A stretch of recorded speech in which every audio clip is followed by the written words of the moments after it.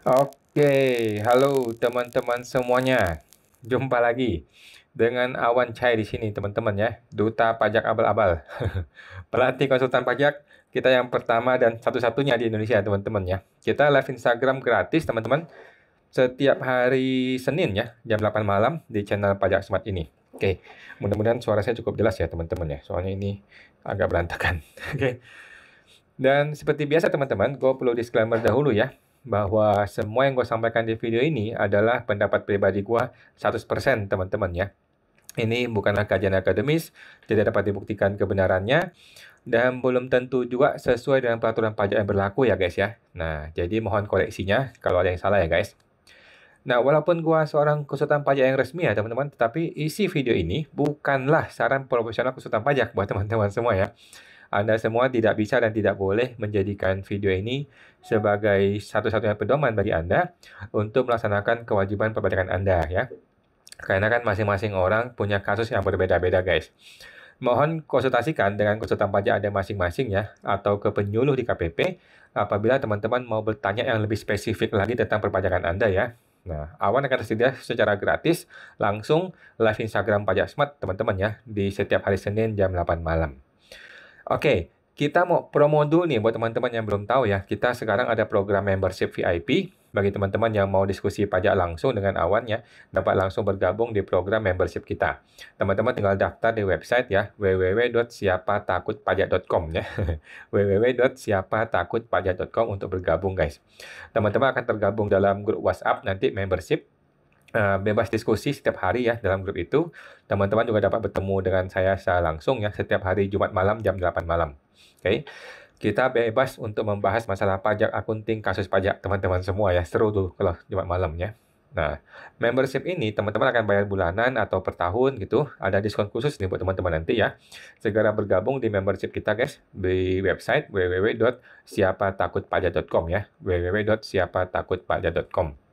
Oke, kita akan informasikan satu berita dulu teman-teman ya. Satu berita dulu yang terbaru hari ini. Nah, buat teman-teman yang mungkin belum tahu, mengenai PPN 12% ya.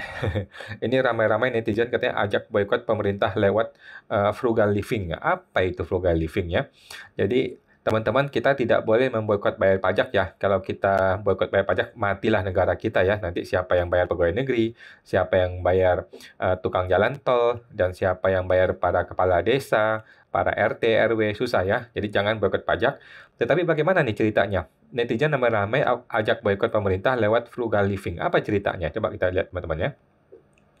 Pengumuman kenaikan PPN 12% menjadi salah satu topik yang hangat yang dibicarakan warganet di platform X ya. Platform X adalah platform yang paling kacau, paling ramai dibicarakannya. Kenaikan yang berlaku 2025 Januari ini dinilai akan semakin mencekik masyarakat. Hal ini terbukti dengan kata kunci 12% PPN yang menduduki trending topik X Indonesia dengan jumlah cuitan sebanyak 10.300 tweet. Luar biasa ya. Saat ditelusuri, mayoritas warganet mengeluh dan mempertanyakan keputusan pemerintah terkait kenaikan PPN tersebut. Namun, sejumlah warganet mengusulkan untuk melakukan boikot kepada pemerintah dengan cara melakukan penghematan dan irit dalam pengeluaran, termasuk membeli barang. Tren gaya hidup tersebut juga dikenal sebagai frugal living, luar biasa ya. Jadi netizen ini sangat-sangat apa namanya ya, sangat-sangat kreatif teman-teman ya, mau boikot pemerintah tetapi dengan cara-cara yang sangat elegan, yang sangat-sangat tidak tidak ini ya, tidak jahat tetapi penohok gitu ya, dengan cara frugal living. Yang pengen ganti HP tahan, yang pengen ganti motor baru ditahan, yang pengen ganti mobil baru tahan. 1 tahun aja, jangan lupa pakai semua subsidi, nggak usah gengsi dibilang miskin, itu dari duit kita juga kok. Ya betul ya. Kapan lagi pakai pemerintah sendiri, kata orang di X ya, luar biasa ya. Cuitan 14 November itu mendapat jumlah suka 14.000 ya oleh sesama pengguna X. Rupanya warganet juga setuju ya dengan ide tersebut. Setuju kata orang-orang ya, boikot pemerintah jalur frugal living struktural. Cermat dengan pengeluaran, beli di warung tetangga atau pasar dekat rumah, buat daftar konsumsi barang-barang berpajak yang bisa dicari alternatifnya. Misal, minimalkan konsumsi katanya ya. Argumen ini benar banget. Hidup bersahaja, berhemat, menahan diri sekaligus mengingatkan pemerintah akan dampak kebijakannya sendiri. Ingat, pertumbuhan ekonomi, konsumsi masyarakat, plus belanja pemerintah, plus ekspor, kurangi impor, plus investasi. Jadi konsumsi masyarakat itu adalah kuncinya ya. Berhenti merokok dan minum alkohol biar berhenti menyumbang cukai ke negara, beli jajan dan minuman di pedagang kaki lima daripada jajan dan minuman kemasan minimarket yang ada PPN-nya. Lakukan apapun agar negara ini cepat bangkrut. Let's go katanya. Waduh, waduh, waduh, waduh. Benar ini katanya. Sebisa mungkin tahan untuk belanja di luar kebutuhan primer, pun belanja untuk sehari-hari usahakan ke pasar ya, toko kelontong, UMKM non e-commerce. Sebagai protes tanpa aksi turun ke jalan ya terhadap kebijakan pemerintah dan mengingatkan dengan keras kalau APBN itu mayoritas uang rakyat ya. Mari boikot pemerintah yang zalim itu kata seseorang ya. Oke, ada yang protes, ada yang chatting nih. Oh, nggak ada ya.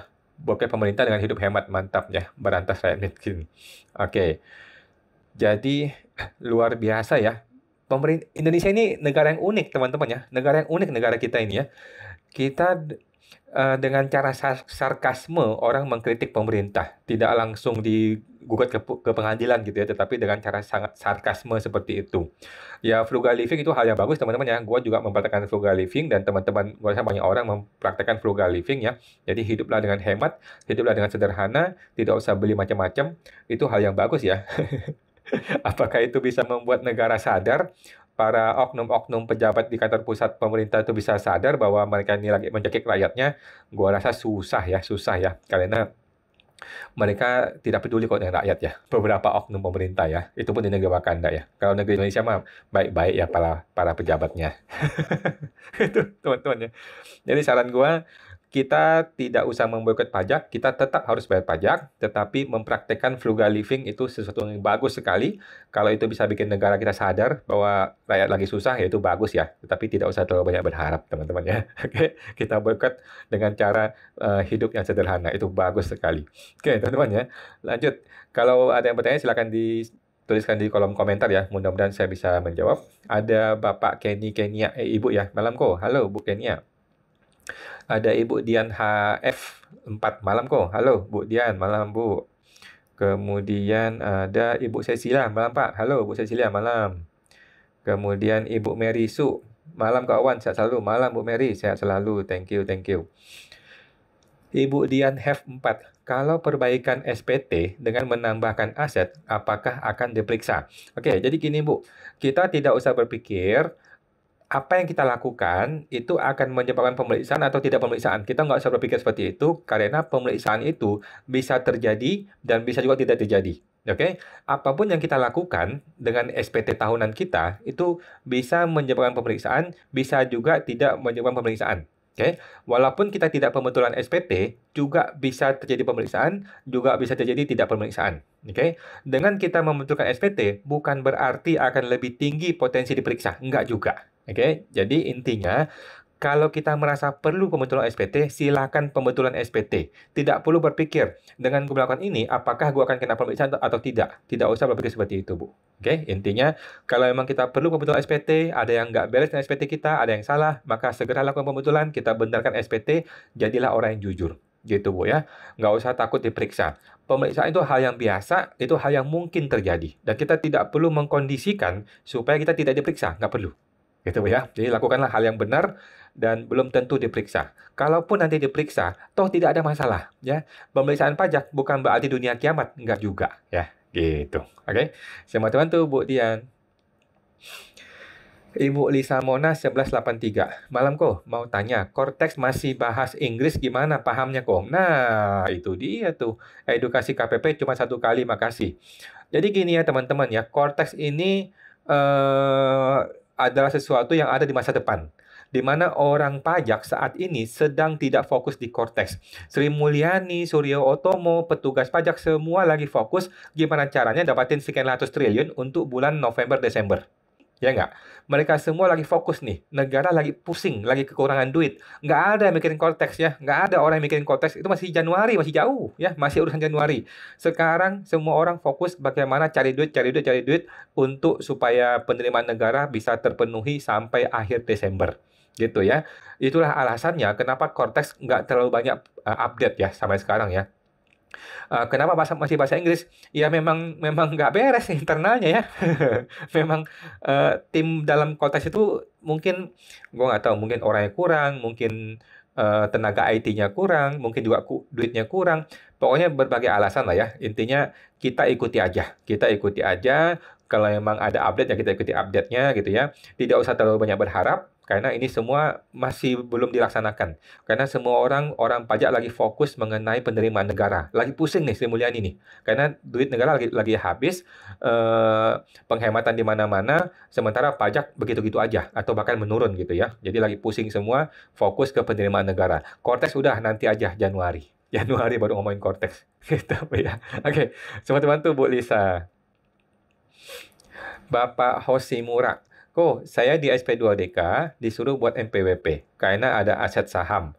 Penghasilan saya dari gaji dari orang tua saya. Oke, jadi gini Pak Hoshi, kalau Bapak memang sudah berusia dewasa, nggak apa-apa Pak, bikin saja NPWP. Bapak mulai belajar lapor SPT tahunan, belajar untuk mengelola keuangan sendiri, belajar untuk memanage kita punya laporan SPT tahunan sendiri, gitu Pak. Jadi mulai mandiri, mulai memisahkan diri dari orang tua gitu Pak ya, supaya kita bisa bertanggung jawab atas uang kita sendiri.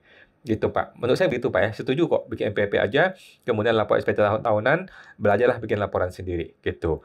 Karena nanti kan akan muncul pertanyaan tuh, oh saya terima gaji dari papa saya, bagaimana lapornya? Nah, begitu muncul pertanyaan, Bapak cari jawabannya di YouTube banyak, di saya bisa, di live ini juga bisa. Jadi intinya mulailah bikin MPP dan mulailah bermandiri untuk lapor SPT tahunan kita gitu Pak ya. Kecuali Bapak masih di bawah umur. Kalau Bapak masih di bawah umur 21 tahun, ya nggak usah gabung ke orang tua aja. Gitu Pak ya. Oke. Semua teman tuh Pak Hoshi. Bapak Hoshi Murad. Apakah nanti ketika lapor SPT harus ada bukti potong ya kok? Nah, jadi tidak wajib Pak ya. Bukti potong itu tidak wajib ada. Kalau ada maka kita boleh kreditkan. Kalau tidak ada maka kita lapor sendiri, kita hitung sendiri, kita bayar sendiri. Gitu Pak ya. Jadi tidak harus ada bukti potong ya. Papa saya pernah beli saya tanah di tahun 2016. Nah, sekarang pertanyaannya, tanah ini apakah sudah dilapor di SPT ayah? Kalau tanah ini sudah dilapor di SPT ayah, maka tinggal dihibahkan kepada anak setelah anak sudah punya NPWP. Kalau tanah ini belum pernah dilaporkan di SPT siapapun, maka Bapak laporkan sekarang, akui sebagai hibah. Oke, kalau 2016 kan sudah lama tuh, itu sudah kadaluarsa, tidak kena pajak lagi ya, karena sudah melewati 5 tahun yang lalu. Kira-kira seperti itu, Pak. Oke, semua teman tuh Pak Hoshimura. Bapak Chiefsen Lin. Malam kok, malam Pak Chiefsen. Pajak UMKM apa aja ya? Pajak UMKM orang pribadi Pak ya. Kalau orang pribadi cuma ada satu ya, yaitu 0,5% dikalikan omset. Udah, setelah melewati omset 500 juta. Oke, jadi 500 juta pertama itu gratis. Setelah 500 juta, barulah kena 0,5%. Tinggal dibayar di bulan berikutnya di tanggal maksimal tanggal 15. Udah gitu aja. Kemudian SPT tahunan. Oke, SPT tahunan tinggal dibikin, dihitung, dilapor. Ya, kalau ada tambahan pajak tinggal ditambahin aja. Biasanya sih nihil kalau orang hanya UMKM pedagang saja. Oke. Semua teman tuh Pak Chief Sanlin. Bapak Hoshimura. Belum dilapor di SPT papaku. Apakah boleh dimasukkan di SPT ku opening aset saham 180 juta plus tanah 2016? Oke, jawabannya boleh, tetapi Bapak harus catat bahwa itu adalah penghasilan dari hibah orang tua saya. Oke, itu adalah hibah dari orang tua saya dan Bapak jangan tulis hibah 2024 ya, tetapi hibah 2016 gitu supaya si Papa juga bebas dari masalah gitu karena sudah kadaluarsa pemeriksaan sudah melewati 5 tahun yang lalu gitu Pak ya untuk mengakui semua aset ini. Kalau cuma 180 juta mah kecil nilainya. Oke. Semua teman tuh Pak Hoshimura. Ibu Nita Nita Yunita. Kok USKP kira-kira ada tambahan kuota ujian gratis nggak kok? Kayaknya sudah mulai buka Bu ya. Kalau nggak salah sudah mulai buka, tetapi masih nggak jelas Bu ya. Jadi menurut saya tidak usah ikut lah ya. USKP itu hanyalah apa namanya? Hanyalah main-main aja itu mah. Yang daftar 1.000, yang lulus cuma 7 orang kan. Jadi main-main aja lah itulah, nggak usah ikut lah menurut saya Bu ya. Lebih baik langsung fokus ke IKH ya, izin kuasa hukum di pengajian pajak itu aja. Kalau USKP itu nggak ada guna ya, menurut saya ya, nggak ada guna. Oke, udah susah, bayar mahal, nggak ada guna lagi. Kalau yang gratis, yang daftar membludak, yang lulus cuma 7 orang ya, pada kacau ya. Gitu Bu ya. Oke, langsung fokus ke IKH saja Bu, izin kuasa hukum pengadilan pajak. Saya mau bantu Bu Nita. Bapak Gededion Adil. Ada artikel tentang klaim asuransi. Menurut Undang-Undang Cipta Kerja, ada perubahan sehingga kelebihan manfaat dari pengembalian premi berpotensi kena pajak. Itu betul ya. Padahal Undang-Undang PPH sebelumnya pembayaran klaim bukan objek. Jadi ini juga betul. Jadi mohon maaf, Undang-Undang sudah betul Pak ya. Undang-Undang sudah betul, cuman kita banyak orang salah memahami. Jadi gini, ketika ada uang transferan dari perusahaan asuransi ke rekening kita, itu ada dua macam, ada dua kemungkinan. Kemungkinan pertama itu adalah sebuah klaim asuransi akibat kecelakaan atau meninggal atau sakit. Yang kedua adalah pengembalian investasi.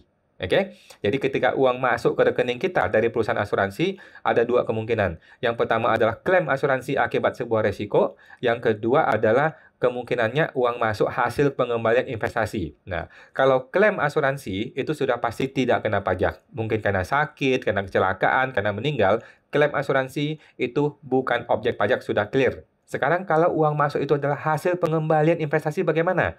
Nah, kalau pengembalian investasi nilainya melebihi dari nilai premi yang kita bayarkan, maka itulah yang kena PPH ya, pajak progresif. Gitu Pak ya. Mudah-mudahan tidak salah tangkap ya. Klaim asuransi tetap bebas pajak. Pengembalian investasi itu perlu bayar pajak apabila nilainya melebihi nilai premi yang kita bayarkan. Gitu Pak. Itulah yang tertulis di Undang-Undang Cipta Kerja. Supaya tidak salah paham ya. Semua teman tuh Pak Gededion Adi. Bapak Ferry Hart. Malam kok. Bagaimana UMKM 0,5%? Apakah diperpanjang? Masih menunggu kabar Bu, Pak ya. Bahkan Sri Mulyani yang terbaru saya dapat informasinya, dia masih menjanjikan untuk membahas itu di DPR ya. Masih menjanjikan untuk membahas itu di DPR ya.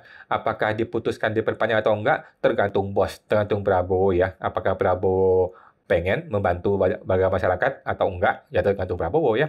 Menteri Keuangan kan tinggal ikut aja Prabowo maunya gimana, gitu kan. Kalau Prabowo ketok, oke kita perpanjang ya selesai urusannya.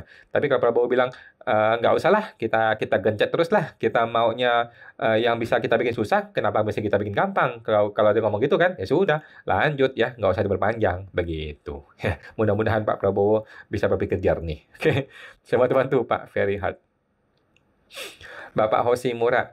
Sedangkan nanti aku lapor penghasilan di bawah PTKPK. Tidak masalah Pak ya, tetapi Bapak mesti bisa buktikan bahwa bahwa uang tersebut, harta tersebut itu diperoleh sebelum 5 tahun yang lalu. Maka itu tidak kena pajak ya, karena sudah kadaluarsa pemeriksaan.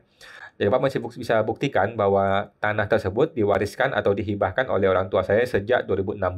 Kemudian uang saham itu juga adalah dihasilkan dari hibah dari papa saya lebih dari 5 tahun yang lalu. Gitu, Pak. Supaya nggak kena PPH. Oke. Sama teman tuh Pak Hoshimura. Bapak Pute NR. Untuk NPWP yang terdaftar 2023, apakah masih bisa PPH final di 2025 atau perhitungannya sesuai yang terdaftar? 2023 masih bisa Pak ya? Kan 7 tahun ya, 7 tahun. 2023, 24, 25, 26, 27, 28, 29. Sampai Desember 2009 masih bisa ya, 7 tahun. Gitu Pak ya. Lihat dari terdaftarnya NPWP. Oke. Semua bantu Pak Putri. Bapak Chris Fabian, Om, saya barusan bikin NPWP, tidak ada penghasilan.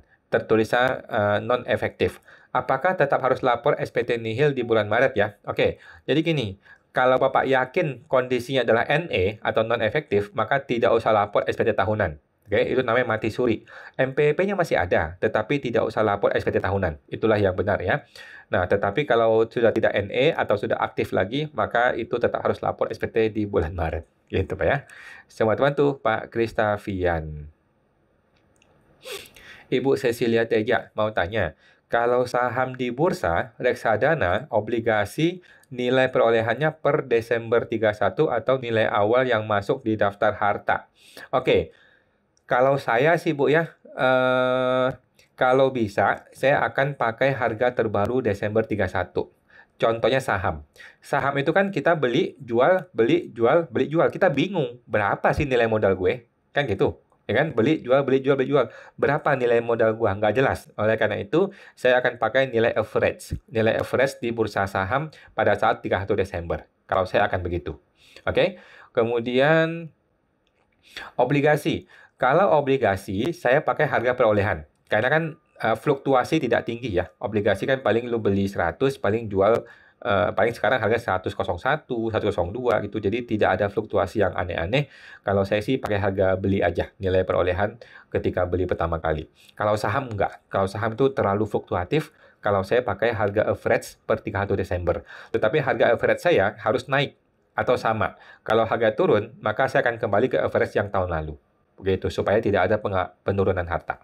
Oke, semua teman-teman tuh, Bu Sesi lihat aja. Ibu Erina Risyadiani. Malam kok, malam Bu Erina. Saya dapat titipan fee dari teman saya dan sudah bayar pajaknya. Terus uangnya mau diambil. Nanti bermasalah buat saya nggak kok? Terima kasih. Jawabannya tidak masalah Bu ya. Nah, dan ke depan jangan gitu lagi Bu. Ke depan kalau memang itu fee-nya si Mister X, ya sudah suruh perusahaan langsung transfer ke Mister X, jangan lewat saya. Gitu. Kalau bisa begitu Bu ya ke depannya. Gitu. Karena titip-titip seperti ini, takutnya nanti ibu yang kena masalah pajak, karena kan ada uang masuk, mungkin nilai besar gitu kan, padahal kan bukan uang kita. Gitu, Bu. Untuk yang kali ini nggak apa-apa, Bu, karena kan ini ibu sudah betul, ada uang masuk, kemudian ibu bayar pajaknya, kemudian dikembalikan ke orangnya kan, nggak ada masalah. Tapi ke depannya hindari gini-gini, Bu. Nggak perlu, kita nggak perlu bantuin orang sampai segitunya. Gitu, Bu ya. Oke. Semua teman tuh, Bu Erina. Kemudian Bapak Hoshimura. Di bawah PTKP, apakah harus ada bukti potong kok? Tidak harus, Pak. Tidak wajib ya. Tidak wajib ada bukti potong. Kalau ada ya bagus, kalau nggak ada ya nggak apa-apa juga. Nggak ada masalah, Pak. Oke. Sama teman tuh Pak Hoshimura. Yang masalah adalah Bapak lapor penghasilannya cuma 50 juta, tetapi di rekening ada uang masuk 100 juta. Itu nggak boleh. Karena kan itu berarti tidak benar laporannya. Gitu ya. Thank you Pak Hoshimura. Ibu Lisa Mona. Semakin mahal kok, nanti ekonomi gimana ini? Di detik.com juga sudah ada kok. Ini mengenai apa nih, Bu? Mengenai PPN ya? Ya, kalau PPN memang agak... sebenarnya sih kita-kita di level bawah mungkin tidak terlalu paham sebenarnya bagaimana masalah PPN ini ya. Tetapi di level ekonom-ekonom ya mungkin mereka lebih paham dan ada kontroversi ya. Ada orang bilang PPN 12% itu tidak terlalu masalah, ada orang yang bilang ini bermasalah gitu ya. Nanti kita lihat deh bagaimana respon masyarakat ya gitu ya. Oke, thank you Bu Lisa semua teman tuh. Ibu Erina Yadiani. Izin tanya lagi kok, kalau saya WPOP mau ganti ke CV, nanti pajak OP saya gimana kok? WPOP ganti ke CV, nanti pajak OP gimana? Oke, gampang sekali Bu ya. Yang orang pribadi langsung stop usaha mulai 1 Januari 2025, selesai. Oke, dan semua barang dagang dialihkan ke CV dalam bentuk modal ya, setoran modal kepada CV dalam bentuk barang, kemudian CV mulai dagang, mulai jualan di Januari. Oke, yang orang pribadi sudah mulai stop usaha dan stop bayar pajak, nggak usah bayar pajak lagi. Mulai Januari 2025, gitu. Apakah itu akan masalah? Saya rasa enggak ya, nggak ada masalah. Yang penting ketika diperiksa, jangan sampai ada uang rekening masuk di rekening kita ya. Gitu ya. Kalau memang kita tidak ada usaha lagi, berarti tidak ada uang masuk di rekening ya. Kecuali uang masuk dari mungkin dari PT sebagai gaji, atau dari CV sebagai privo, itu nggak apa-apa. Gitu, Bu. Semangat teman tuh, Bu Erina. Ibu Yeni Hendrawati. Malam kok, malam Bu Yeni. BPJS TK untuk JHT yang ditanggung perusahaan itu kan bukan objek PPh 21. Lalu ini dimasukkan ke akun pengeluaran apa ya? Dan bagaimana perlakuan pajaknya bagi perusahaan? Sepemahaman saya Bu ya, JHT itu nanti langsung sebagai biaya BPJS saja. Jadi kalau saya langsung jurnal sebagai biaya BPJS, kemudian bagaimana perlakuan pajaknya? Ya nggak ada masalah ya. Jadi JHT itu bukan nggak kena pajak ya, tetapi JHT itu nanti ketika ketika dia pensiun, dia terima jaminan pensiun itu barulah dikenai pajak. Setahu saya seperti itu kalau JHT ya. Jadi pengenaan pajaknya nanti ketika dia benar-benar pensiun. Sedangkan sekarang tidak kena pajak, tetapi bagi perusahaan tetap boleh jadi biaya BPJS. Kalau saya sih begitu. Oke. Semangat bantu Bu Yeni.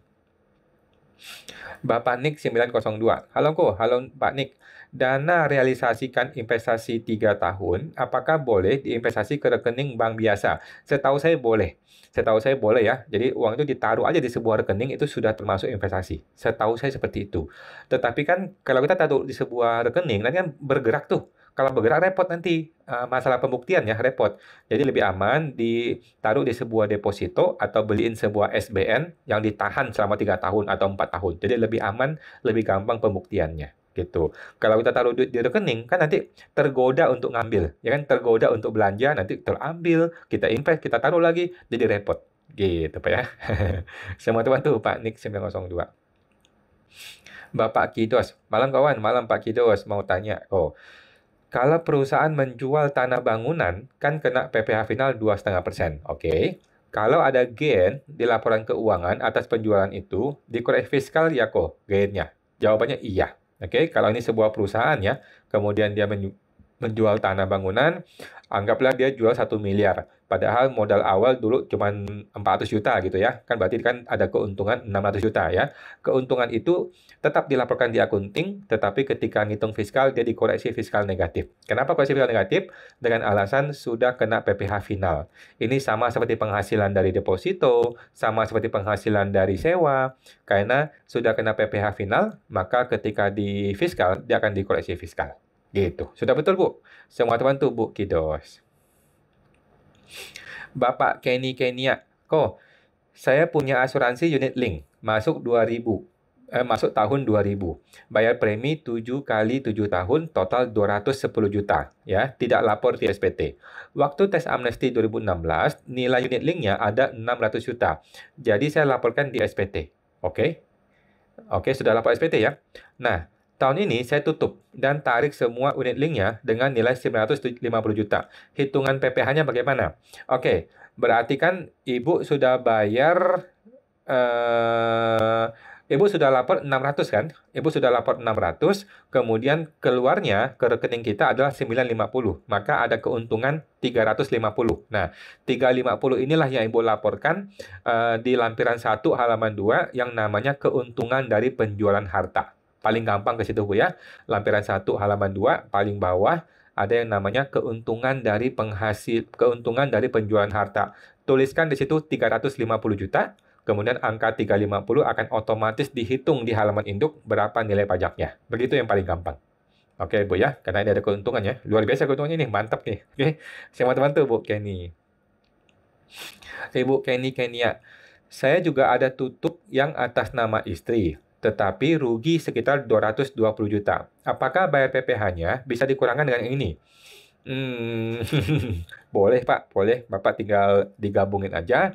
Sebenarnya sih nggak boleh ya, sebenarnya tidak boleh. Karena dalam orang pribadi yang tidak pembukuan, itu pajak tidak mengenal kerugian. Pajak hanya mengenal keuntungan. Oke? Tetapi kalau Bapak berani, boleh Bapak campur aja. Berarti kan 350 kurangin dengan 220. Berarti kan cuman ada keuntungan 130 juta kan. Nah, Bapak tinggal laporkan keuntungan dari penjualan harta sekitar 130 juta. Itu aja Pak ya. Tetapi kalau ditemukan dalam pemeriksaan, ada kemungkinan akan dibalikin lagi. Gitu Pak. Oke. Teman-teman tuh Pak Kenny Kenia. Bapak Rahmat Ramadhani. Kok, kalau menutup CV, kira-kira lama tidak? Dan apa konsekuensinya? Jawabannya lama dan repot, Pak ya. Jadi sebaiknya jangan ditutup. CV maupun PT, nggak usah ditutup ya. Nggak usah cari gara-gara. Oke, jadi tinggal dilapor aja nihil setiap tahun. Gitu, Pak ya. Karena pembukuan nggak rapi, mumpung masih final UMKM. Menurut saya sih tidak Pak ya. Mau dia final, mau dia non-final, sebaiknya jangan ditutup. Karena kalau tutup, agak repot. Di notarisnya kita mesti bayar lagi, nanti mesti tutup, ada bikin neraca likuidasi, kemudian mesti bikin permohonan penghapusan MPWP, kemudian kena pemeriksaan pajak. Ya, sudah pasti diperiksa ya kalau cabut MPWP ya.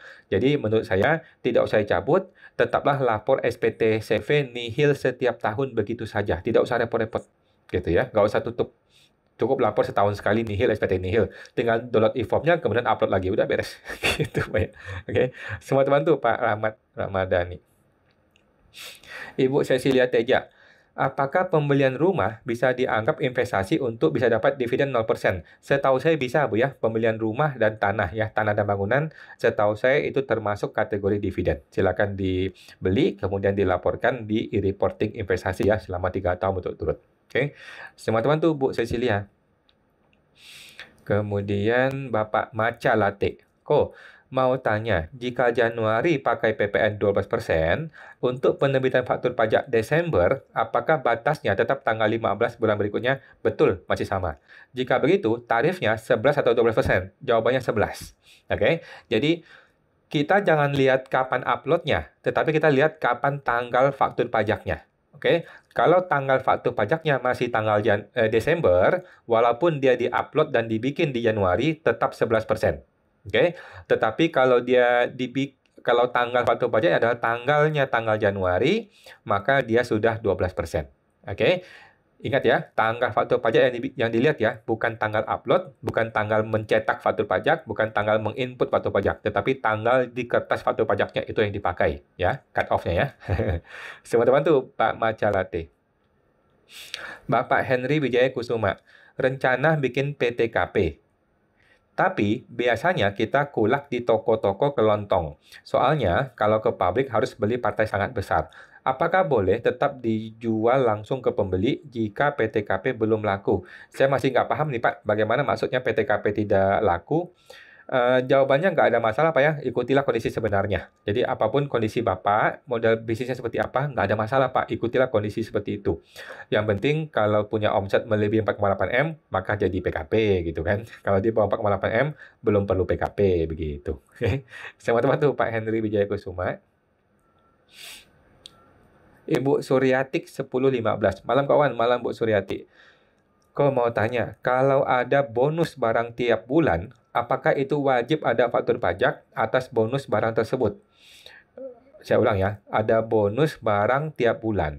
Apakah itu wajib ada faktur pajak atas bonus barang tersebut? Setahu saya iya Bu ya, setahu saya bonus itu tetap wajib faktur pajak. Solusi lainnya adalah Bapak lapor sebagai diskon ya, sebagai diskon juga bisa gitu. Kalau nggak mau bikin faktur pajak khusus untuk bonus atau khusus hadiah, maka dibikin sebagai diskon saja. Oke. Sama teman tuh Bu Suryati 1015. Ibu Cecilia Teja, kalau hibah itu tetap ditulis di daftar harta pemberi hibah dan penerima hibah. Jawabannya tidak ya. Di bagian pemberi hibah hilangkan barangnya. Oke, di bagian penerima hibah, masukkan harta tersebut, kemudian di lampiran 3-nya dilapor sebagai penghasilan yang tidak termasuk objek pajak, namanya hibah. Oke, jadi di bagian pemberi hibah, keluarin barang tersebut ya. Kan sudah bukan milik dia lagi, dia sudah hibahkan ke orang lain kan. Nah, si penerima hibah, laporkan hartanya, dan laporkan penghasilan sebagai penghasilan hibah. Semua teman tuh, Bu Cecilia Teja. Bapak Kidos, kawan mau tanya lagi. PMK 81 mengatur faktur pajak masukan tidak bisa dikreditkan 3 masa ke depan. Tapi, kenapa PMK bisa merubah Undang-Undang PPN, Jako? Apakah ada yang menggugat hal tersebut? Oke, jawabannya PMK ini tidak mengubah undang-undang, Bu ya. Jadi banyak orang salah persepsi. PMK 81 tidak mengubah undang-undang. PMK 81 juga belum ada orang yang menggugat ya. Nah, jadi maksudnya gini, peraturan mengenai 3 bulan masa pengkreditan masih berlaku. Ya, ini tidak hilang. Masih berlaku peraturan mengenai 3 bulan masa pengkreditan PPN. Tetapi, untuk faktur pajak yang jelas-jelas sudah muncul di prepopulated, langsung harus dikaitkan di bulan tersebut. Oke, faktur pajak masukan yang sudah otomatis muncul di prepopulated harus langsung dikaitkan di masa bulan tersebut. Oke, tetapi dalam beberapa kasus ada faktur pajak masukan yang kita terlambat menerima. Contohnya retur, kemudian nota-nota dari bea cukai, kemudian PIB impor, itu kadang-kadang terlambat muncul di prepopulated atau kertasnya baru muncul di tempat kita 1 atau 2 bulan kemudian. Nah, hal-hal seperti inilah yang masih ditoleransi maksimal 3 bulan untuk dikreditkan. Gitu, Bu ya. Jadi PMK ini tidak melanggar undang-undang. Dia hanya memfasilitasi kalau sudah muncul di prepopulated, ya udah nggak usah ditunda lagi ke 3 bulan, langsung dikreditkan di bulan tersebut. Tetapi dalam beberapa kasus yang mana faktur pajak masih terlambat diterima, itu tetap boleh dikreditkan untuk 3 masa ke depan. Jadi tidak diubah undang-undangnya, sudah betul seperti itu. Dan ini bagus sebenarnya ya. Negara mau mempermudah. Ngapain sih kita tunda-tunda lagi PPN masukan, gitu kan? Kalau zaman dulu PPN masukan itu ditunda karena memang terlambat datang faktur pajaknya, gitu loh. 1 bulan, 2 bulan kemudian baru datang faktur pajaknya, kertasnya. Kalau sekarang nggak perlu, sekarang kan pre-populated otomatis. Nah, kalau sudah otomatis langsung dikreditkan. Itu sudah betul. Ya, oke. Selamat bantu Pak Kidos. Bapak Palasah 66. Malam kok, malam Pak Palasah. Saya WPOP sudah PKP, namun 2025 mau beralih kepada CV. Bagaimana status PKP saya? Minta dicabut atau dibiarkan? Oke, jadi Bapak mesti ingat, pencabutan PKP akan terjadi pemeriksaan. Itu satu ya, sudah pasti ya. Cabut PKP pasti ada pemeriksaan. Nah, pertanyaannya, apakah Bapak siap dengan pemeriksaan? Kalau Bapak siap dengan pemeriksaan, maka cabut PKP-nya silahkan dilakukan. Oke, tetapi kalau Bapak ragu-ragu atau Bapak tidak mau pemeriksaan atau nggak punya waktu untuk meladeni pemeriksaan, maka PKP-nya tetap dilapor setiap bulan, setiap bulan, setiap bulan selama minimal 5 tahun ke depan. Gitu ya. Nanti di tahun ke-6 barulah cabut PKP-nya. Kalaupun diperiksa ya nggak ada apa-apa. Gitu Pak ya. Nanti lapor nihil setiap bulan selama 5 tahun ke depan. Dan ada info teman-teman ya, sudah tahu belum ya? Ada info tes amnesti 2025 atau 2026. Nah, kalau sudah ada TA, semua orang wajib ikut TA, tes amnesti 2025. Setelah itu, silakan bersih-bersih. Gitu ya. Sama teman-teman Pak Palasa. Ibu DJJ 21. Kok, kalau usaha restoran, apakah penjualan di GrabFood dan GoFood juga termasuk bagian dari omset? Jawabannya termasuk, Bu ya, termasuk ya. Semua yang namanya uang masuk, yang namanya barang keluar, yaitu adalah omset ya. Mau di restoran, di GrabFood, di GoFood, di WA, di Instagram, yang namanya penjualan ya penjualan, omset ya omset. Semuanya adalah omset Bu ya, digabung semuanya. Semua teman tuh Bu di JJ. Bapak Henry Wijaya Kusuma. Jika PTKP belum laku alias omsetnya masih kecil sekali, bagaimana cara bayar pajaknya? Ini ngomongin apa nih Pak ya? PKP kali maksudnya Pak? Atau barang kali Pak ya? Apakah boleh ditalangi oleh pribadi? Terus di SPT pribadi tidak dicantumkan nilai stok barang. Mohon pencerahan. Oke, mohon maaf nih Pak Henry, mungkin kalimatnya kurang jelas atau kata-katanya mungkin kurang pas. Maksud Bapak itu kalau belum ada omset gitu ya, atau omset kecil ya, nggak ada masalah Pak ya. Jadi omset kita besar nggak ada masalah, omset kecil juga nggak masalah, omset sedang juga nggak ada masalah ya. Laporkanlah omset sesuai kondisi sebenarnya. Kalau omset kecil ya lapor omset kecil, nggak ada masalah ya. Omset besar nggak ada masalah. Gitu ya, laporkanlah kondisi sebenarnya. Dan tidak perlu ditalangi oleh pribadi ya menurut saya, nggak perlu ya. Ikutilah kondisi sebenarnya aja. Oke, semua teman tuh Pak Henry Wijaya.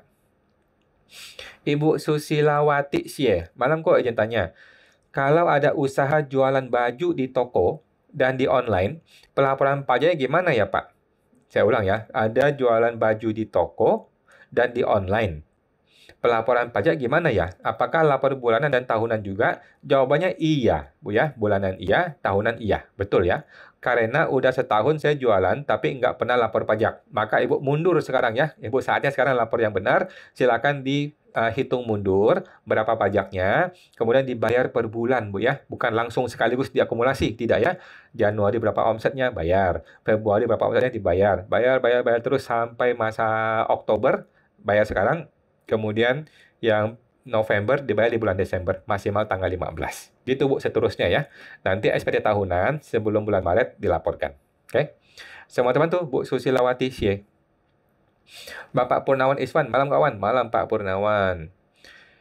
Bapak Densen, malam kawan, PPN 12% apa berlaku untuk rumah? Berlaku semua Pak ya, semuanya. Mau rumah, mau motor, mobil, semuanya.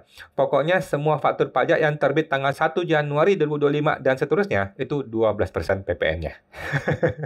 Gitu Pak ya. Clear ya, semuanya kena. Semua teman tuh Pak Densen.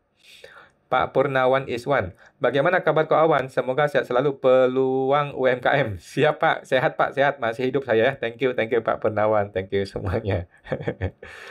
Ibu Cynthia Lim, malam Pak Wan, malam Bu Cynthia.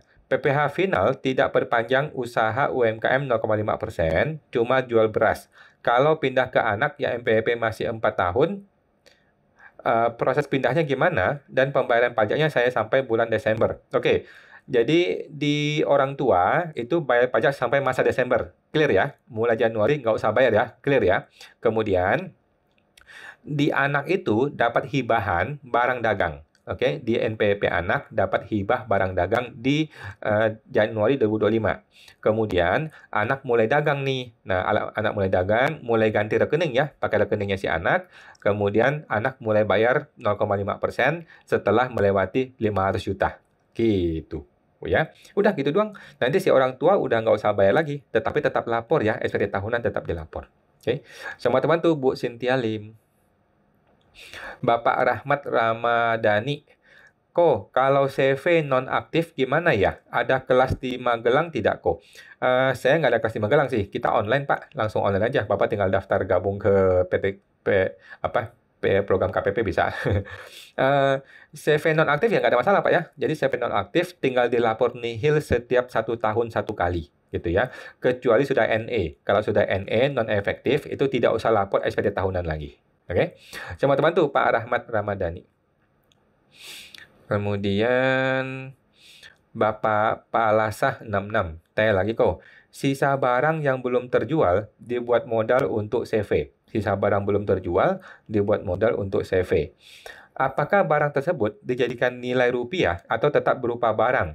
Jawabannya barang, Pak ya. Jawabannya tetap barang, tetapi dibikin daftarnya. Dibikin daftar barangnya, barang A berapa piece, harga 1 piece-nya berapa, sehingga total rupiahnya berapa. Dibikin stok opnamnya. Nah, total rupiahnya itulah yang masuk ke dalam akte notarisnya CV sebagai setoran modal, tetapi kita punya rinciannya barang-barangnya. Gitu, Pak ya. Jadi ketika masuk ke akunting, tetap masuk sebagai rupiah, tetapi kita punya rincian barangnya. Gitu, Pak ya. Sama teman tuh Pak Palasah 66. Ibu Cynthia Lim, Januari 2025 saya tidak bayar pajak sisa anak yang lanjutin. Apakah perlu pemberitahuan? Jawabannya tidak perlu, Bu ya.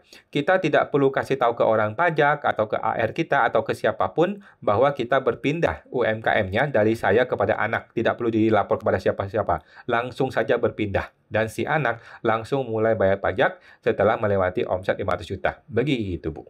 Oke, semua teman tuh Bu Cynthia Lim. Bapak San John Ayem. Malam kawan, malam Pak John. Mau tanya, kalau setor modal kepada CV dalam bentuk barang, persediaan kena PPN tidak? Nah, kalau Bapak PKP,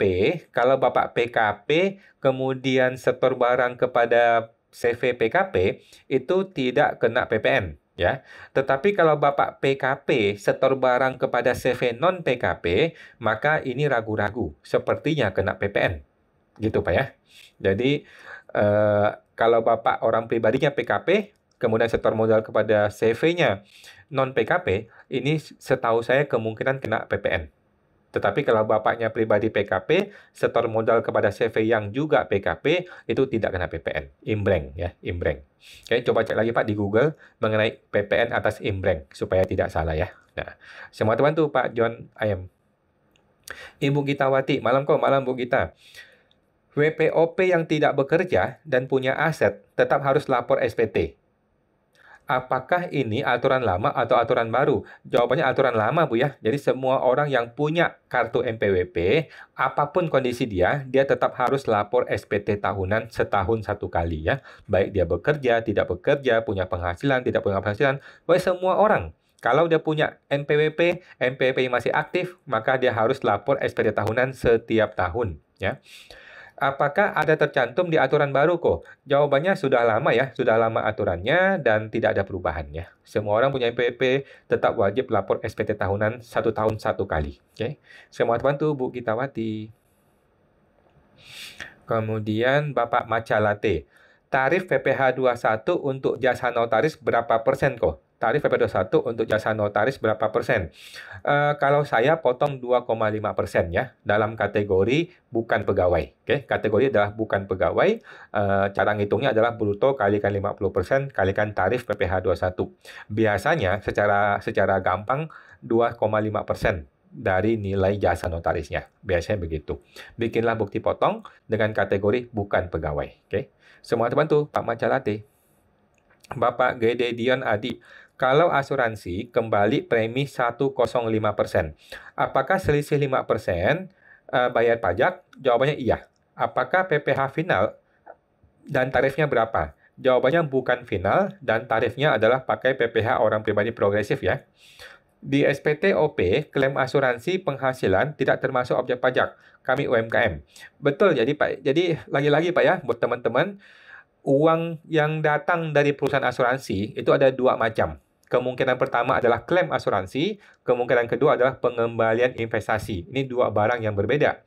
Pengembalian dari asuransi yang namanya klaim asuransi itu gara-gara orang kecelakaan, jatuh, sakit, kena kanker, kena stroke, kemudian meninggal, itu namanya klaim asuransi. Itu tidak kena pajak, selesai. Tetapi kalau pengembalian dari asuransi yang namanya pengembalian investasi, itu kena pajak kalau nilainya melebihi nilai premi. Oke, itu kena pajak biasa dengan tarif PPh orang pribadi progresif ya. Jadi biar nggak bingung ya teman-teman ya, itu sudah betul. Semua teman tuh Pak Gededion. Bapak Purnawan Iswan, mau tanya kok, bagaimana tes planning ke depan untuk UMKM yang omset masih di bawah 4,8 M? Kan terakhir tahun ini. Bagaimana ke depannya kok? Cara pertama adalah ganti ke MPP istri, cara kedua ganti ke MPP anak, cara ketiga bikinlah PTP atau bikin CV atau bikin PT biasa. Begitu Pak ya, supaya tetap bisa menggunakan 0,5% selama 3 atau 4 tahun ke depan. Nanti ganti lagi PTP baru. Terpaksa seperti itu Pak, kalau Bapak mau tetap mempertahankan 0,5%. Oke, selamat bantu Pak Purnawan Iswan. Bapak Ferik Chan, malam Pak Awan, mohon edukasinya. Kalau WP ada mobil, diperoleh sudah 6 tahun. Kalau SPT 2024 dilaporkan, apakah kena PPh? Oke, jawabannya tidak kena PPh Pak ya, karena sudah melewati 5 tahun kadaluarsa pemeriksaan. Oke, jadi silakan dilaporkan di SPT 2024, tetapi tuliskan tahun perolehannya, tulis tahun 2019, gitu ya. 2019 atau 2018, tahun perolehannya ditulis di SPT tersebut. Dan ketika dipanggil orang pajak, Bapak mesti bisa membuktikan ya bahwa harta itu diperoleh 6 tahun yang lalu. Gitu, Pak. Oke, teman-teman tuh Pak Ferik Chan. Kemudian Ibu Meli Halim, malam kawan, malam Bu Meli, mau tanya, aset teks amnesti dijual. Waktu TA nilainya 400 juta. 2022 dijual 250 juta. Akui laba. Apakah sebesar 250 atau kalkulasi lagi penyusutan? Jawabannya tidak penyusutan Bu ya, langsung diakui rugi ini Bu ya. Ini rugi ini. Nilainya 400 juta, kemudian dijual 250 ya, ada kerugian ya, kerugian 150 juta. Oke, ini rugi, bukan untung. Oke, harta TA itu tidak bisa disusutkan, sehingga ketika dijual, kalau rugi ya ada kerugian, gitu Pak, Bu.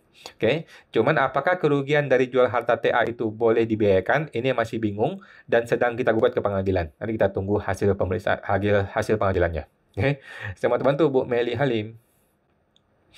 Bapak Chris Fabian, kok berarti PP 55 0,5%, misal lawan transaksi adalah badan yang memberikan jasa, kita tetap potong PPh 23 ya.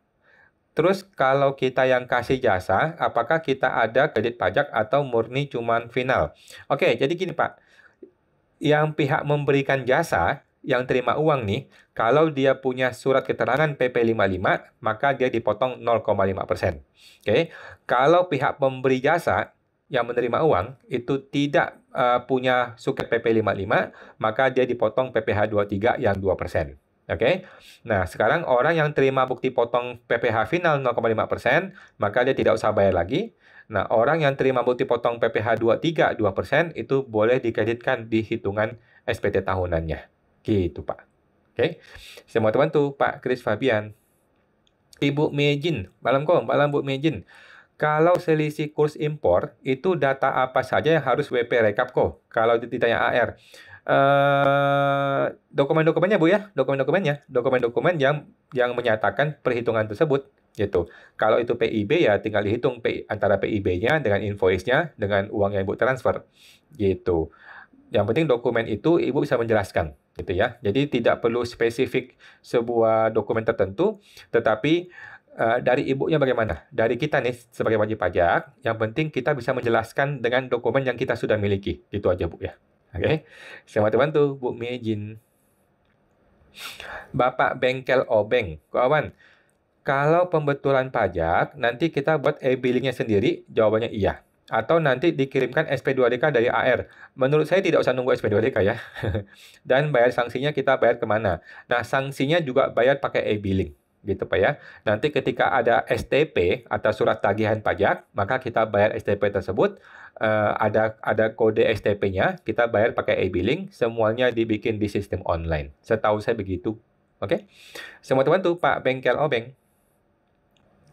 Ibu Kitawati, rekening tabungan berhadiah yang belum sempat dilaporkan, namun telah menjadi deposito saat ini. Gimana laporannya, Buat laporan deposito semuanya, Oke, jadi kita harus lihat kondisi tanggal 31 Desember. Oke, 31 Desember malam hari itu barang bentuknya apa? Apakah sudah jadi deposito, ataukah masih rekening, ataukah sebuah mobil, atau sebuah motor, atau apa? Pokoknya yang kita laporkan di SPD tahunan adalah bentuk barang tersebut pada tanggal 31 Desember. Gitu, Bu. Oke, nah, jadi kita nggak peduli nih, hari ini barang ini berbentuk apa? Hari ini apakah sudah dicairkan, apakah sudah jadi reksadana, apakah jadi saham, apakah jadi mobil, nggak peduli. Pokoknya tanggal 31 Desember, barang itu bentuknya apa, itulah kita laporkan di SPT tahunan. Walaupun hari ini sudah berubah-ubah kemana-mana, itu nggak masalah. Nah, semua teman tuh Bu Gitawati. Bapak Doni Franz Jaya 91. Halo kawan, halo Pak Doni. Jika ada biaya jasa, tetapi saya jurnal jadi biaya lainnya, itu potensi akan ada PPh atas jasa tidak, Jawabannya bisa ya, bisa potensi ya. Jadi, walaupun kita berusaha menyembunyikan bentuk biaya dari biaya A menjadi biaya C, kan orang pajak nggak bodoh ya. Orang pajak tidak bodoh. Begitu dia buka mutasi jurnal kita atau buku besar kita, kan dia tinggal sortir.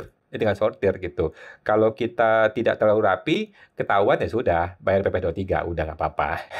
Gitu Pak ya. Semua teman tuh Pak Doni. Kemudian Bapak JWX NYZ. Malam malam Pak JWX. Dari WP pribadi PPh final mau pindah ke CV yang PKP. Tiap bulan apa aja yang harus dibayar dan lapor. Oke, jadi di CV ini ya. CV yang PKP itu sama saja seperti CV-CV PKP yang lain ya. Yang pertama adalah bayar PPh final 0,5% kalikan omset ya. Tidak ada diskon 500 juta ya kalau CV. Kemudian CV wajib pembukuan akunting. Kemudian bayar PPh 21, PPh 23, PPh 4 ayat 2. Itu seperti biasa. Kemudian bayar PPN seperti biasa. Gitu sih Pak. Itu doang tiap bulannya. Oke. Semua teman tuh Pak JWX. Bapak Ling JKT 2018. Malam Pak Wan, malam Pak Ling. Ingin tanya, jika kakak buat surat wasiat rumah kepada adik dan si kakaknya meninggal, apakah si adik dikenakan pajak atas properti tersebut? Jawabannya penghasilan dari warisan itu tidak kena pajak. Satu ya, sudah clear. Tetapi ketika dia balik nama, itu dia akan bayar yang namanya BPHTB ya, biaya atas pengalian hak atas tanah bangunan. Itu bukan pajak ya, itu bukan pajak, tetapi itu semacam biaya balik nama. Bayar 5% kalikan NJOP. Oke, jadi PPh dia tidak bayar karena itu penghasilan dari warisan, tetapi dia bayar BPHTB ketika dia balik nama atas sertifikatnya. Gitu doang. Oke, semua teman tuh Pak Ling.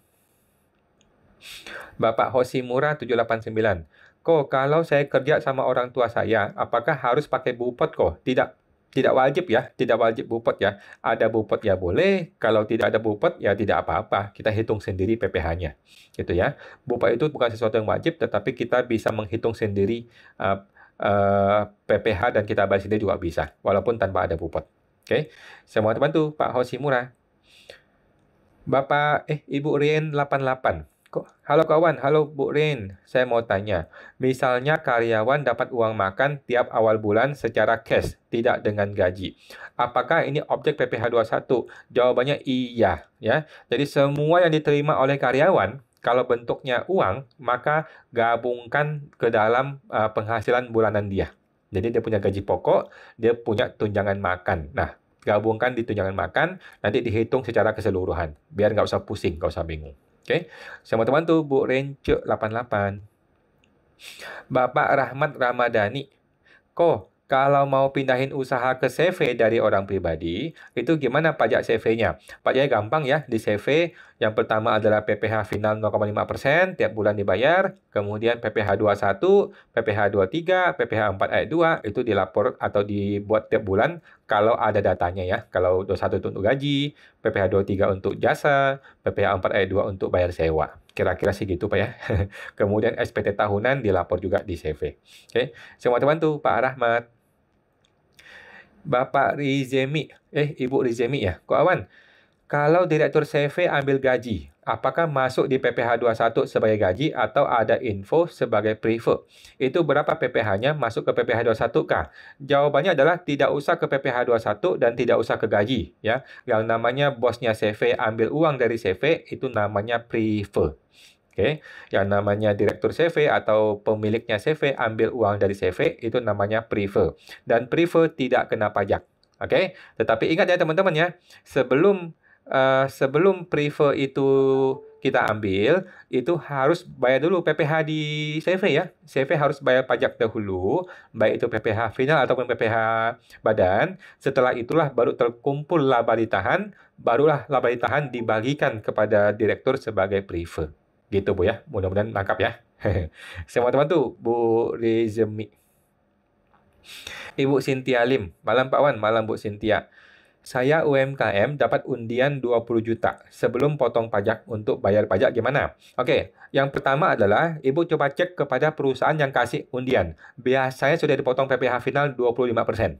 Oke, jadi coba cek kepada pihak pemberi undian, kemungkinan besar sudah ada potongan PPh undian 25%, mintakan bukti potongnya, selesai. Ibu tinggal laporkan saja penghasilan undian, kemudian bukti potongnya Ibu simpan. Gitu ya. Kalau dia belum laporkan atau dia belum potong atau dia yakin tidak dipotong, maka Ibu tinggal laporkan aja sebagai penghasilan lain-lain di lampiran 1 halaman 2 paling bawah, masuknya sebagai hadiah atau penghasilan lainnya, kemudian tinggal nanti dihitung PPh progresif di halaman induk. Gitu, Bu. Tapi biasanya kalau undian sudah dipotong 25% atau di gross up oleh si perusahaan 25% sehingga dia ada bukti potongnya. Tinggal minta aja, Bu. Oke. Semua teman tuh Bu Sintia Lim. Bapak Agustina, Ibu Agustina 1983. Malam Pak, malam Bu. Bagaimana kalau tagihan terhadap jasa pengangkutan yang menggunakan sistem reimbursement? Apakah memang tidak dipotong PPh 23? Jawabannya tetap perlu dipotong PPh 23. Oke. Jadi sekarang kan dari A bayar ke B, kemudian B bayar ke C, gitu kan? Tetapi kan ini reimbursement ya. Sebenarnya invoice-nya adalah dari C kepada A, gitu kan? Maka si A tetap harus bikin bukti potong atas si C. Gitu, Bu.